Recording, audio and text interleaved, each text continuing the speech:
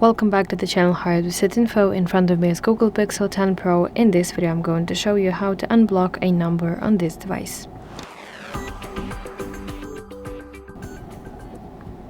So first of all, you want to open phone application on your device, and now let's tap these three vertical lines in the top left corner of the screen and then select settings.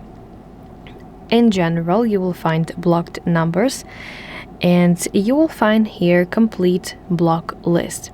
So you need to look through the list for the phone number or contact that you want to restore, and then tap X icon next to the number and then press unblock button. As you can see here, it's information that that number is unblocked.